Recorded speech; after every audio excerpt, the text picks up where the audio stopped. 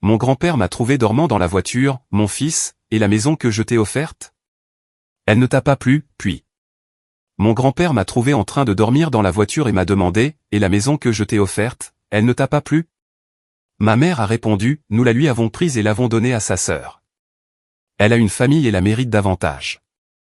Mon grand-père a sorti son téléphone et a commencé à crier.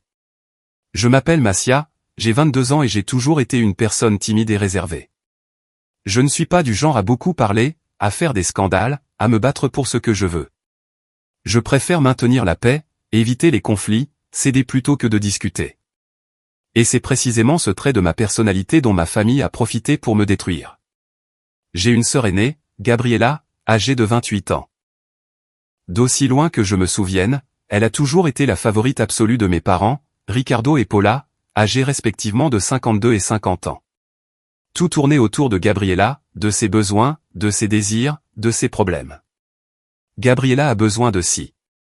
Gabriella veut cela. Il faut aider Gabriella. Toujours Gabriella.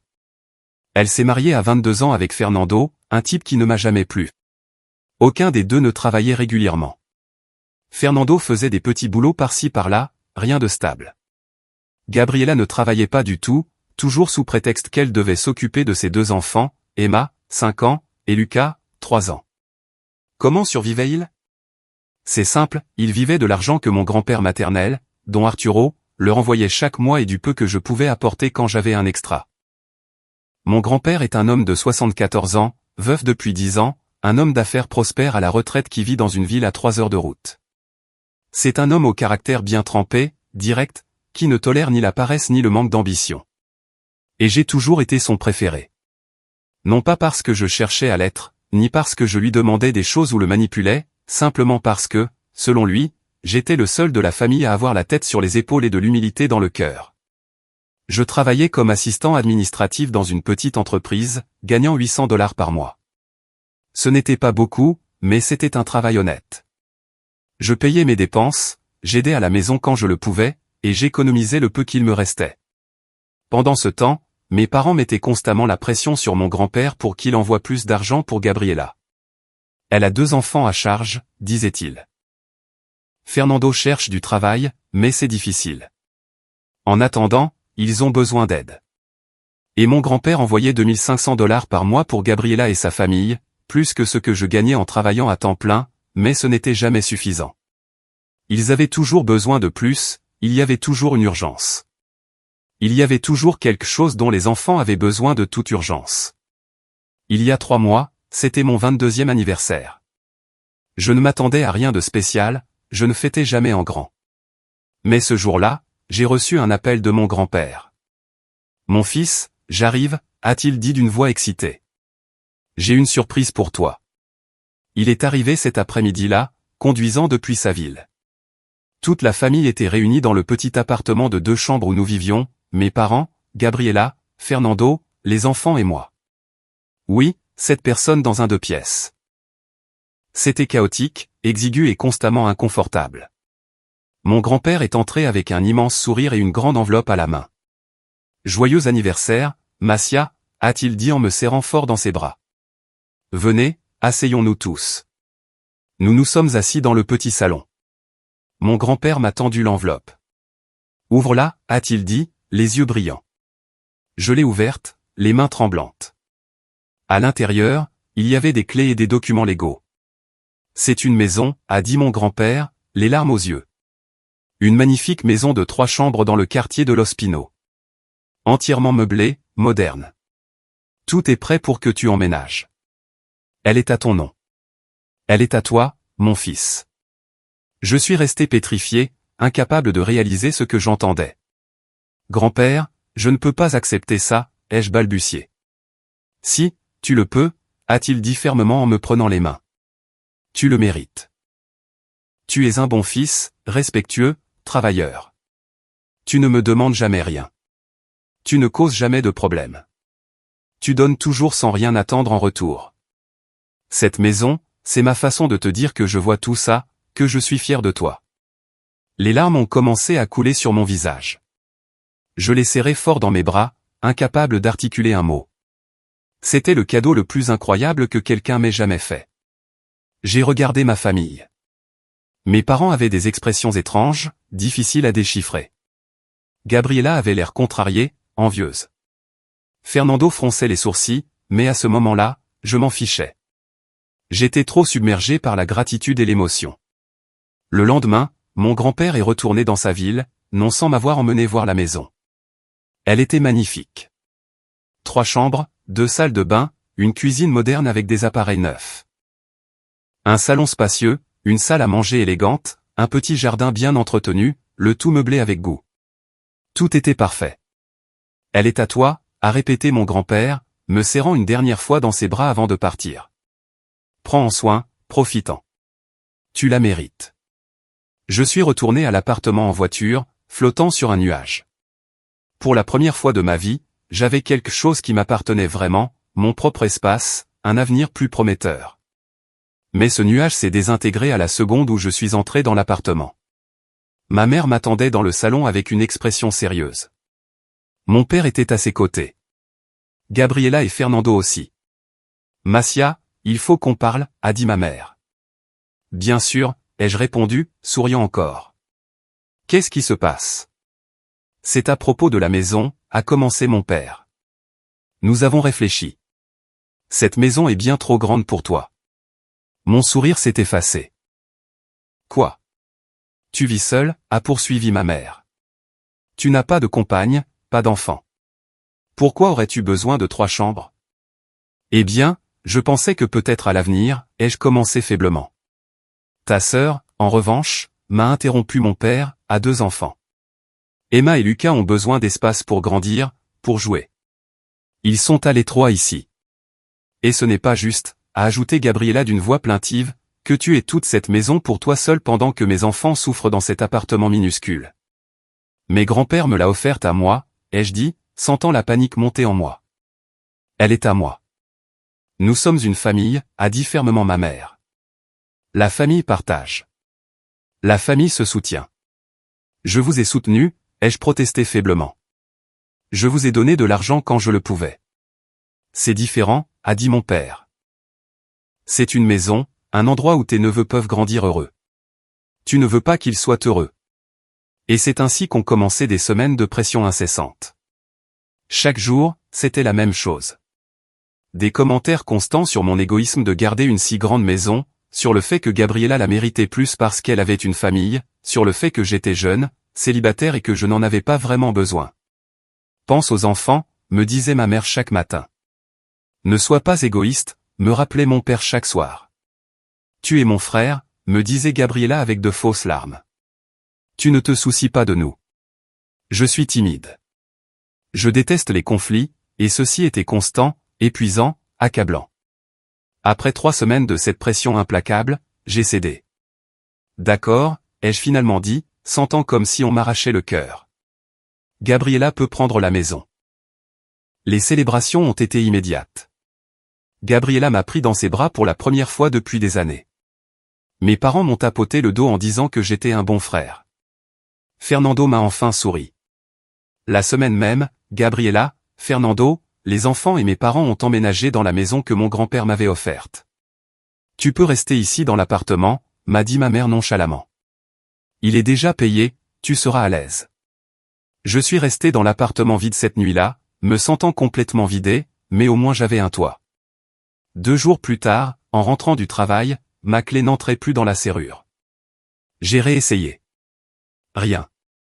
La serrure avait été changée. J'ai frappé à la porte. Personne n'a répondu. J'ai appelé ma mère. Elle n'a pas répondu. Mon père. Messagerie vocale. Gabriela. Elle m'avait bloqué. Finalement, un voisin m'a dit qu'il avait vu le propriétaire ce matin-là. J'ai appelé le propriétaire. Oui, monsieur et madame Ricardo et Paula m'ont prévenu qu'ils n'avaient plus besoin de l'appartement, a-t-il dit. Ils ont résilié le bail et j'ai déjà loué l'appartement à quelqu'un d'autre. Je suis resté là, sur le trottoir, avec mon sac à dos de travail, fixant la porte fermée de l'appartement où j'avais vécu toute ma vie. Je n'avais nulle part où aller. Je n'avais pas d'argent pour un hôtel, encore moins pour la caution d'un nouvel appartement. Mes économies étaient minimes. La seule chose que j'avais était ma vieille mais fonctionnelle voiture, une berline de 15 ans qui fonctionnait par miracle. Cette nuit-là, j'ai dormi dans ma voiture. Je l'ai garée en face de la maison que mon grand-père m'avait offerte. J'ai incliné le siège, je me suis couvert avec ma veste et j'ai essayé de dormir. Ce fut la plus longue nuit de ma vie. Le lendemain, sans avoir pu me doucher correctement, je me suis arrangé du mieux que j'ai pu dans les toilettes publiques d'une station-service avant d'aller travailler. Personne à mon travail ne connaissait ma situation. Je ne leur ai rien dit. C'était trop embarrassant, trop humiliant. Les nuits suivantes furent identiques. Je garai ma voiture devant la maison qui aurait dû être la mienne. La maison que mon grand-père m'avait offerte. La maison où vivait maintenant ma famille, confortablement et heureuse, pendant que je dormais dans la rue. Les semaines ont passé, puis les mois. 5 mois à vivre dans ma voiture, 5 mois de maux de dos, de nuits froides, de douches rapides dans des toilettes publiques, à manger pour pas cher pour économiser chaque centime possible. 5 mois à voir les lumières de ma maison allumées chaque soir pendant que je dormais sur mon siège incliné. Puis, un samedi matin à 6 heures, j'ai entendu frapper à ma vitre. Je me suis réveillé en sursaut, confus. La vitre était embuée par ma respiration. J'ai essuyé un peu la vitre et mon cœur s'est arrêté. Mon grand-père se tenait à côté de ma voiture, me regardant avec une expression de confusion totale. J'ai ouvert la portière maladroitement, sortant de la voiture le visage bouffi par un sommeil inconfortable, les cheveux en désordre, les vêtements froissés. Mon grand-père m'a regardé de la tête aux pieds. Il a vu les couvertures sur la banquette arrière, l'oreiller improvisé, les vêtements suspendus à des cintres sur la lunette arrière, les sacs de restauration rapide sur le sol. Son expression passa de la confusion à l'horreur. « Mon fils » a-t-il dit d'une voix tremblante. « Qu'est-ce que tu fais? Pourquoi dors-tu dans ta voiture ?» Je ne pouvais pas parler. Les larmes ont simplement commencé à couler. « Et la maison que je t'ai offerte ?» a-t-il demandé, la voix brisée. « Elle ne t'a pas plu?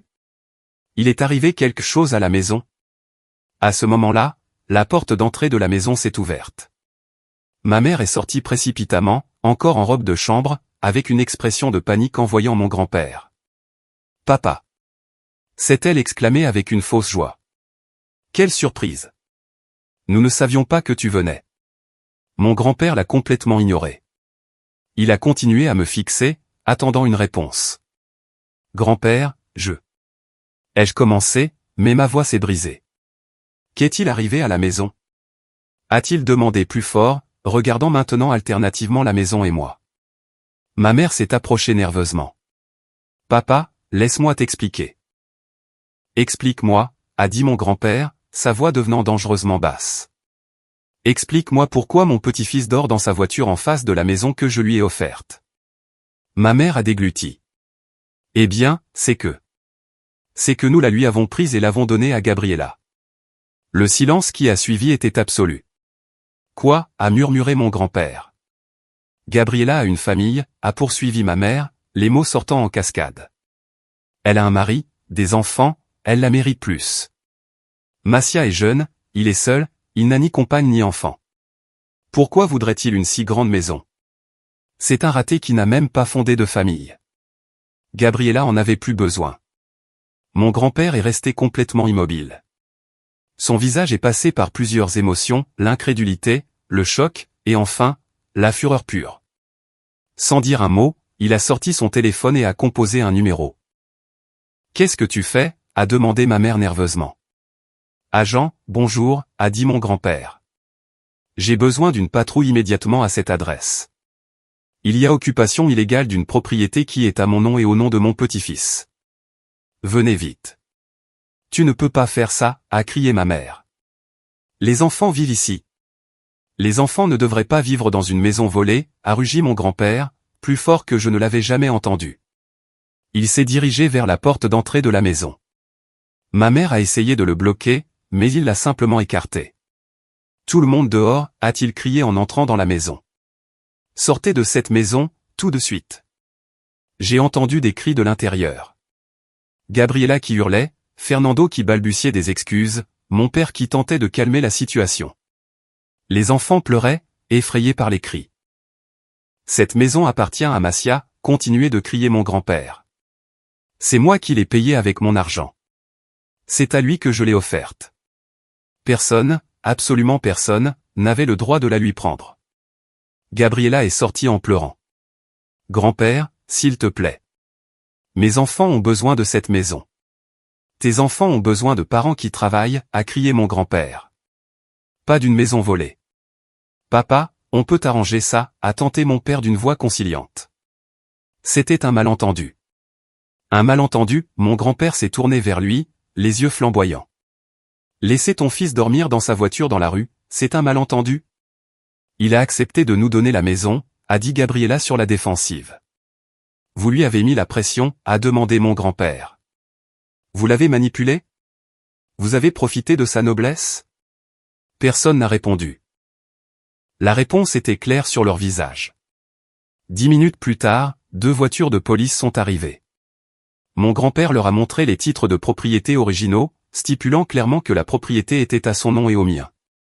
Les agents ont vérifié les documents, ont parlé à ma famille, puis ont finalement dit, « Mesdames, messieurs, vous devez quitter les lieux. Vous avez 1 heure pour prendre vos effets personnels essentiels. » On ne peut pas, a pleuré ma mère. Nous n'avons nulle part où aller. Ce n'est pas le problème de la police, a dit l'agent fermement. 1 heure. Commencez à faire vos valises. L'heure qui a suivi a été chaotique. Gabriela pleurait en faisant ses valises. Fernando jurait à voix basse. Mes parents suppliaient mon grand-père de reconsidérer sa décision. Mon grand-père est resté de marbre, debout à côté de moi dans le jardin, son bras autour de mes épaules. Ça aurait dû être à toi depuis le début, m'a-t-il murmuré. Et ça le sera maintenant. Exactement 1 heure plus tard, ma famille était sur le trottoir avec des valises et des sacs entassés. Gabriela était hystérique. Mes parents avaient l'air abattus. Papa, a supplié ma mère une dernière fois. Au moins, ne nous coupe pas l'aide mensuelle. Les enfants ont besoin de manger. Mon grand-père l'a regardé avec une expression que je n'avais jamais vue, une déception pure et profonde. À partir d'aujourd'hui, a-t-il dit d'une voix froide et ferme, vous ne recevrez plus un seul centime de ma part. Fini l'argent mensuel.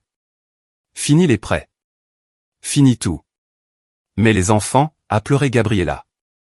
Les enfants sont la responsabilité de leurs parents, a dit mon grand-père sans aucune sympathie. Vous deux, a-t-il dit en désignant Gabriela et Fernando, trouvez-vous du travail. Travaillez comme mon petit-fils a travaillé toute sa vie. Humiliez-vous comme vous l'avez humilié. Papa, s'il te plaît. A tenté mon père. Et vous deux, mon grand-père a regardé mes parents avec dégoût. Vous êtes une honte. Favoriser une fille au point de détruire l'autre.